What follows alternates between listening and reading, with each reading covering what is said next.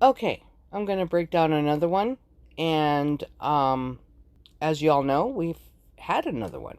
So let's see if we can break down this freshman because he's very credible.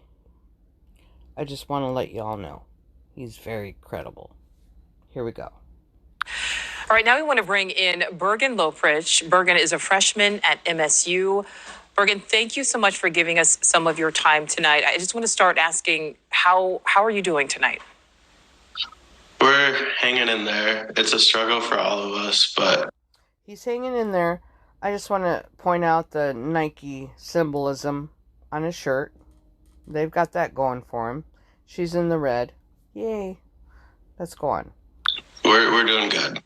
As good as we could be doing right now. All right, well, we're certainly glad to hear As he smiles. that. So Bergen, you got this alert on your phone. Kind of walk us through where you were at and kind of what happened next. So we had just gotten done with an intramural basketball game, and we got the email, and so we kind of rushed. Okay, so he got the alert. So they had a basketball game. And right after the basketball game, he got an email. So if you're a freshman in college, I know that's the first thing I would do. I would be checking my email because, I'd be like, oh, wow, I got an email right after a basketball game. I'm not going to celebrate whether I won or lost. If you won, you're going to be ecstatic. If you lost, you're going to be sad. Either way, you're probably going to celebrate, whatever the outcome was. But he got an email. Back to our dorm, locked our dorm, closed the windows. He closed the windows. So they got back to their dorm and they closed the windows after they got the alert. That's the first thing I would do. I would be like, close those windows. Those are important. Anyway. And all of that. And then we just kind of sat on the floor for about 4 hours listening to the police scanner. So they sat for 4 hours. So 3 people were killed. It took them 4 hours it took them 4 hours to evacuate the building, because you would think that's what the police would do, would be evacuating the building after a big shooting like this. I don't know how big it is, but 3 people were killed. So anyway. Hooking up with our friends and family and all those affected.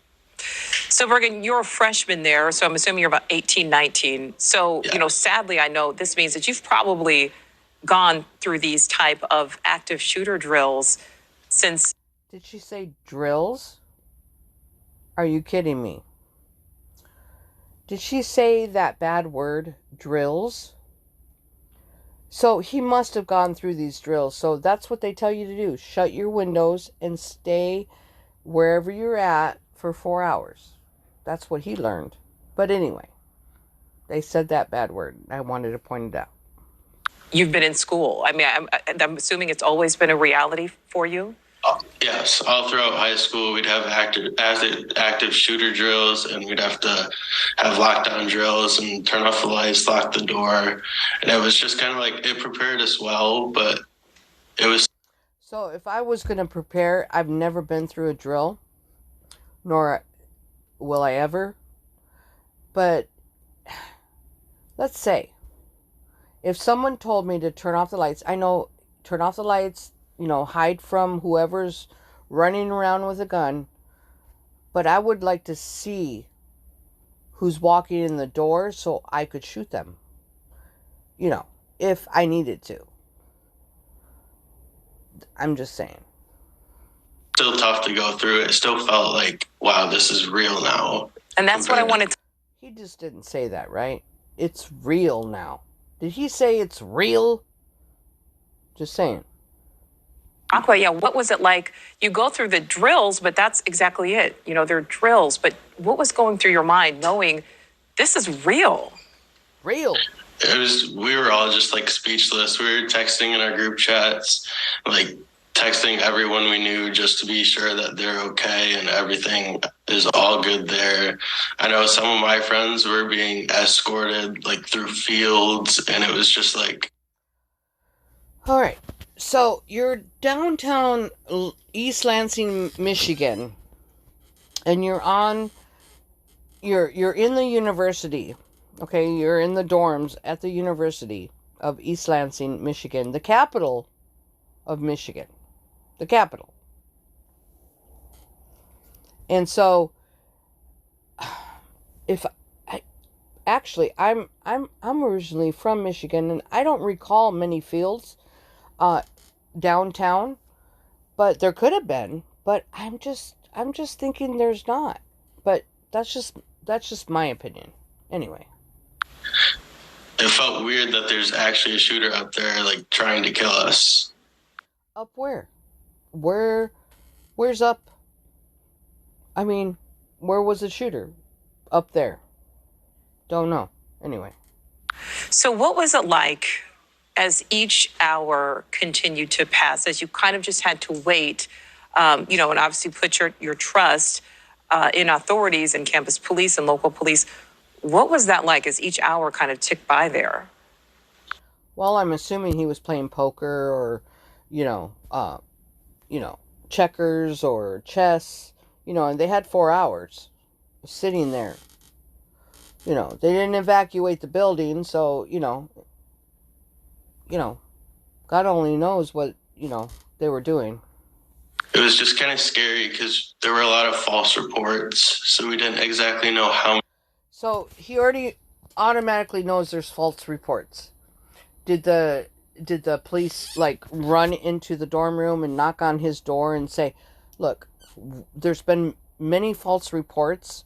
We just want to let you guys know, but you just stay put." I mean, he knows a lot of stuff, and I'm just saying, how does he know there's false reports? Shooters that were where the shooters were. We were just kind of unsure at the moment, and there were so many people saying that the shooter was they're in Bryan Hall right now, which is where I live, or they're at Hubbard right now, which is across the whole neighborhood. So it was a really confusing time. And Bergen. Yeah. While he sat in his dorm room for 4 hours, that was confusing. As Evan, we just heard from Evan in his report, there were a lot of students were using some of those police scanner apps. Were you or any of your friends there listening in kind of in real time as this was all unfolding to any of the scanners? Yes, I know me and my roommate, we were on our dorm floor for about 4 hours listening to the police scanner. I know all my friends on campus were. I even had friends. He knows everybody that was listening to the police scanner. I mean, everybody was. I mean, he's very intuitive, just letting you know. Off campus that go to other schools, they were listening in, just making sure everything. Boy, he even knew the people that went to other schools were listening in. That he must know a lot of people. It was okay, but it was just a scary time because there were a lot of unsure moments in that.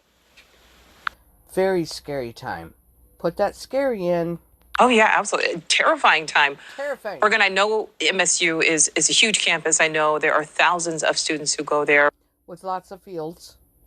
But of these victims, we know, sadly, 3 students killed, 5 right now are injured. Do you happen to know any of these victims? I want you guys to understand, he doesn't know of these victims, but there was 3 injured and 3 killed and 5 injured. And I just want you to understand what he says at the end. I do not. I feel for every single one of them and their families, though. Absolutely. And we spoke with a grad student last hour, and I talked to him about whether or not he feels comfortable returning to campus, because I think right now it's a little too early to even ask about safety, if you feel safe. But I mean, this report happened right after the incident, maybe the next day. They already have Getty photos of all this. Of course, he's, one of their main witnesses because he was in his dorm room for 4 hours. I'm just saying, kind of look at all this. how do you plan to proceed? Are you going to be okay once classes are in session again? And even that chick holding everybody, she looked like she's smiling. Everybody's smiling. I don't know. I think it'll be a long, slow process that we're all going to need to be there for each other. And I think we can come together and do it, but it definitely will take some time. I'm sure the Yeah, it'll take some time. It sure will. university will take some safety precautions and add some security kind of things, but yes. What? Did he say security? More security? That he's sure that MSU will bring more security to the university since this happened. Wow. We will be able to get through it. And before we let you go, Bergen, I know you said as you were as you were in lockdown, you were on the phone with family and friends. What were they saying? Because that has to be just as terrifying for them, not being able to have any control over the situation. When I woke up this morning, I probably had 35 texts just from family and 35 texts. You got 3 killed and 5 injured. Gee, that makes sense. Anyway. friends asking like, hey, how are you doing? Is everything okay? I'm glad you're okay. And last night, they were all just texts of people. I just want to point out, through this whole entire interview, he's been looking up. So he's obviously reading a script. He keeps looking up. Just saying. Listening to the police scanner and like, oh, they're in Bryan Hall right now. I know that's where you live. Stay safe. It was just that kind of thing. Just everyone checking up on each other, which is good. Absolutely. Bergen, thank you so much for your time tonight. You have an entire nation, rooting for you, for the school. We absolutely wish you the very best as you process. Thank you, Bergen. Thank you very much. I appreciate it. Thank you for watching.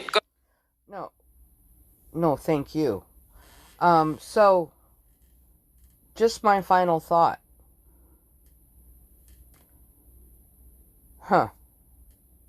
What do you guys think? Final thought. Love you. God bless. Take care.